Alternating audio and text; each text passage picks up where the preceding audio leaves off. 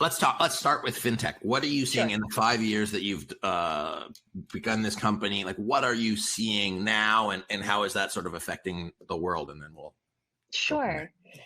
So yeah, I've been fortunate to be working with financial technology companies for the majority of my career, even before fintech was really a word that your average consumer would know.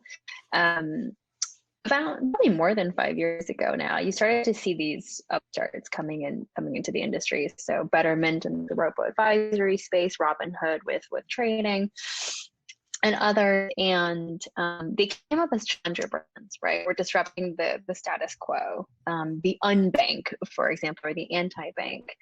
And that gave them a foothold in what has otherwise been a pretty challenging industry to break into in financial services, which is dominated by the large powerhouses.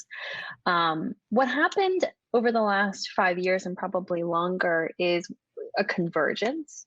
So the challenger brands, as they grew market share and revenue and user bases, they have to start being more mature. They have to seem more grown up. And at the same time, the big brands, so Goldman Sachs, Bank of America, et cetera, they needed to feel more disruptive. They need to feel more innovative. And they did that by either acquiring fintech. So Goldman Sachs Marcus is a great example of that.